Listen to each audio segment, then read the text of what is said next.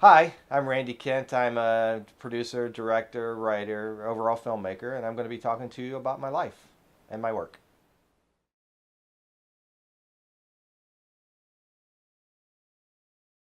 So my life story is I grew up in Atlanta, Georgia, a small town like kind of south of the suburb or south of the city in the suburbs. And ever since I was a kid, I've always wanted to be in the entertainment business. So I started out. I did radio shows on a little tape recorder. Like when I was 5 years old, my parents got me this little tape recorder, so I started out doing radio shows. And I saw Eddie Murphy on Saturday Night Live. I used to stay up and watch him all the time. And I saw 48 Hours, Trading Places, Delirious, and like I was just the biggest Eddie Murphy fan, and that's what I wanted to do. I wanted to be a stand-up, and I wanted to get into acting, and I wanted to be a big movie star like Eddie Murphy.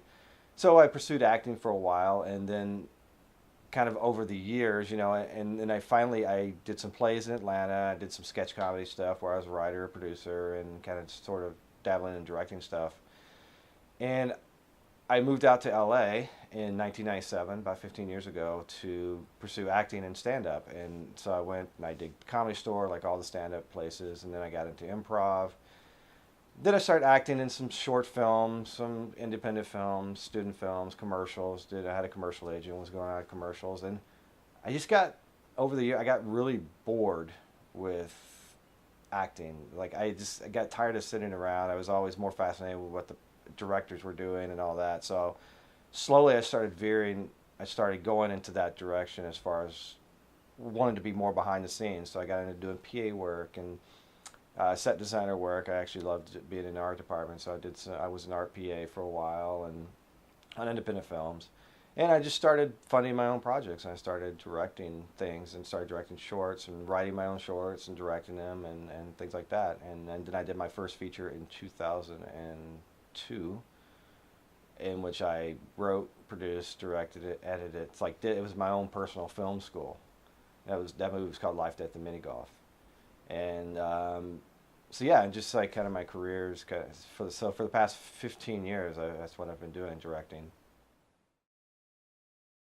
So I think the catalyst for like really wanting to be a director was like the mid '90s guys like Robert Rodriguez, Paul Thomas Anderson. Like I saw Boogie Nights, I was like, this is amazing. Then I saw Fight Club. Like David Fincher's one of my favorite directors. Stanley Kubrick's probably my all-time favorite director.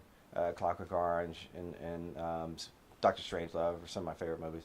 So yeah, I think the mid '90s, like that big explosion of independent filmmakers with Tarantino, Robert Rodriguez, even a lot of the Europeans, is where I really thought, maybe I could do this. And you had a lot of European directors like the Dogma '95 guys who were just had a camera, available lighting, who went out and just started making films. I'm like, yeah, maybe I could do this. So that's kind of where that was really my big inspiration to get into it, and that's kind of what I did. I got some people and a camera and a script, and I went and shot a film. I can't really say that I have a style. I'm trying to develop, even after 15 years, I'm trying to develop it. I mean, I do, because I'm from a comedy background. I've done a lot of improv. I know a lot of comedians, a lot of improv actors. I think mostly I do comedies. Like in my commercial work, I strictly focus on comedy. But in my narrative feature film, it's more drama and more thriller that I focus on. And I think my style is probably a rip off of all those guys, all my favorite directors. Like, P.T. Anderson, he rips off a lot from Martin Scorsese, which is one of his favorite directors. So I kind of rip off from him. So, like, we're all kind of borrowing the style. And I think I kind of tend to gravitate towards what David Fincher does. I do a lot of takes, and he does a lot of takes for that reason. And I shoot exclusively digital. I've never shot anything on film other than Super 8 back in the day. But yeah, I think I don't know if that's really an answer to the question about style, but I'm developing my style. I guess is the best answer I can give. I do wear a lot of hats, but the reason I do it is out of necessity. Like I started out writing. I wrote my first screenplay in high school. It was more a means to an end. Same with producing. I don't like the producing side of it as much because I'm just not a business type person. I'm more the creative side. So directing is definitely where I want to be.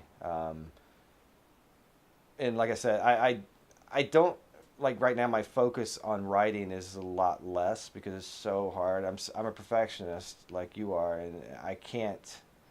it's so hard for me to sit and write a script these days because I get focused on one sentence and I can't get past it, and it just drives me nuts. So I tend to like the directing side of it more because I guess I can get more control over that aspect of it. So I'm more definitely more in directing. And I like producing. I like putting projects together. I produce a few things on the side for friends, but on a minimal scale. And if I'm directing a film, I'd like to be a part of the producing side of it as well, but only in the creative side, never in the business side unless I have to. Some scripts that I read and I'm just like completely drawn to it. Like there's one script that I'm attached to that I'm trying to get funding for. It's called Rough Trade that I just randomly got from someone. And within the first 10 pages, I was in love with the scripts. Like, I want to do this movie. I want to do this movie. And I'm still trying to get it developed and getting money for it. And I'm not really sure what it is that really drew me to it. It just, I think no, I know exactly what it was that drew it to me. Is I could see the film in my head from the first page. And that's because of good writing, and that's just because I was just completely drawn to the script. And so really, yeah, if it pops off the page, then that's kind of what I tend to go for. And if I can see it in my head, that was the key for that one. I could completely see. I usually don't. It usually takes me a couple of reads on the script to kind of start to see the vision of it. I saw the vision of it immediately. Like I saw what the actors looked like, what they were wearing, the exact makeup of the locations, and it was like, and that's really kind of rare for me because it usually takes a couple of reads to kind of get into the rhythm of it and kind of like, okay, this, but that one I just saw immediately. It like jumped off the page to me, and that's kind of what drew me to that one, that particular script. It doesn't happen often, but for that particular one it did. One of my most awkward and fun times on set was when doing The Perfect House in Buffalo. This is my first horror film, and we didn't have the budget to do the proper blood. So the blood was actually like a corn syrup mixed with red food coloring, so it was sticky as all hell. And I'm kind of I have ADD, not ADD, but I'm like, I always like to have my hands clean, so constantly dealing with the blood. That literally had a stack of baby wipes, constantly wiping my hands off with the blood because it's so sticky. And over the course of like 2 weeks, it got everywhere. It was all over our clothes, our hands. It was just, yeah. I don't know if that's a funny story, but that was like, yeah, it was just like, I guess the moral to the story is invest in good blood because it's not sticky. Like, don't go the cheap way with blood, especially if you're like me and you don't like having your hands sticky and like stuff on your hands. That's the moral of the story: is invest, put a few extra dollars in getting good blood that's not sticky. So I have a few projects that are out now. One is called The Perfect House. It's a horror anthology film starring Felissa Rose and Jonathan Tiersten from Sleepaway Camp. It's the first time they're reunited. Even though they don't have a scene together in the film, it was kind of cool that this is the first time they're reunited since Sleepaway Camp back in the 80s. And it's out now on VOD. It's on Amazon and be on Netflix soon and be out on DVD. It's called The Perfect House. We shot it in Buffalo, really low budget. And what had happened was we shot it for 2 weeks in Buffalo, and we brought it back to LA, started editing it. It looked so great that we actually were able to get more investors to invest in the post side of it. So we were able to get a professional house that did all the color correction and visual effects, and we got a post house that did all the sound editing, and it came out fantastic. And we submitted to festivals. We played all kinds of festivals throughout the country. We took it on tour and showed it in a lot of local theaters. We did some like the Long Beach Film Festival, Denver Horror Fest. And then recently I won a directing award for it at the Underdogs Film Festival in Texas, and we've won several acting awards. So yeah, it raked up a lot of awards, and it played the festival circuit. And it's out now. It's called The Perfect House. Here's a trailer for it.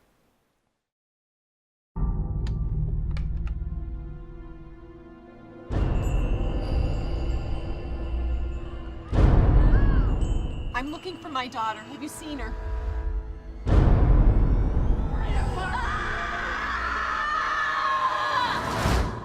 can't believe it looks just like the pictures.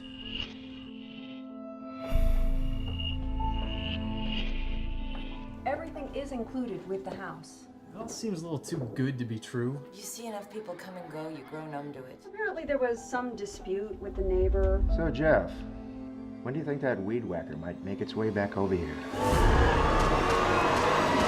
I'm sold. Don't you want to see the downstairs first? Well, if there are no bodies buried down there, I'm definitely excited. Ready for the basement? Follow me.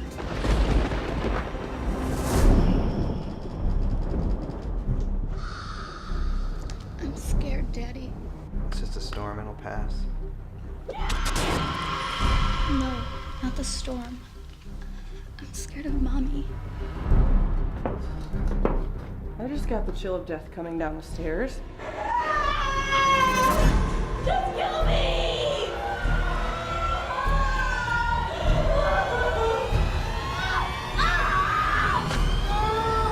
You can't get me in here!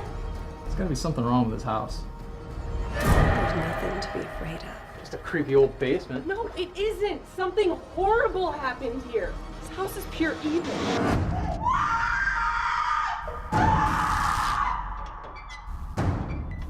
The way I see it, there's one too many people who know a secret.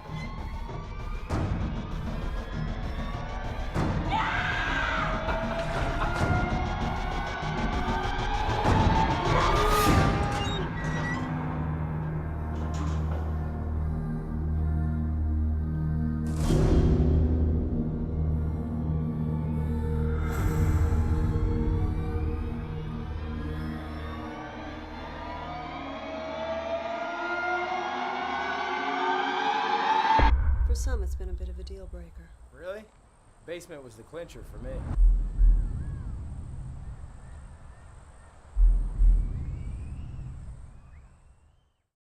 So another project that I'm in post on right now is called Shadow of the Monarch. It's kind of a Born Identity meets Forrest Gump. It's like CIA with mind control, really big cast. We did it low budget. We shot it in Long Beach last August, and we're in post on it right now. The trailer for it was literally just released last week. So take a look at the trailer, and it's sure to be kind of an interesting indie type thriller. And hopefully we'll have it done by the end of the year completely, and then release it next year.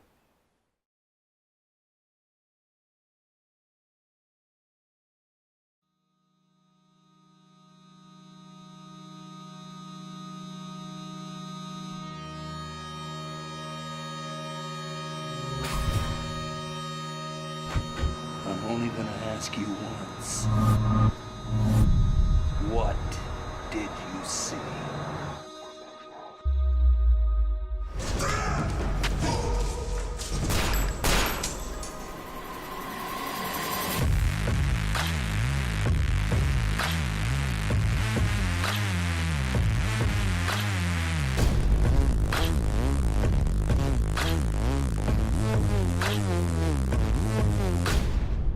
Are you afraid to die?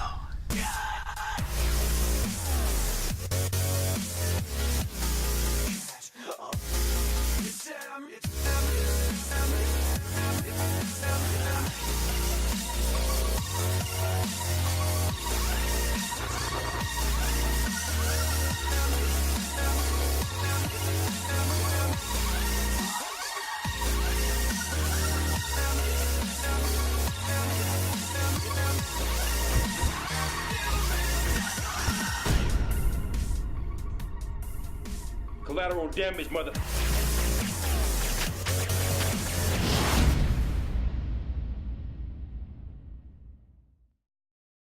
Thank you for viewing the trailers. I hope you enjoyed them. I hope you want to check out the films. You can go to my website at randykemp.com, and you'll see links to all the films there and on their particular websites and IMDb pages.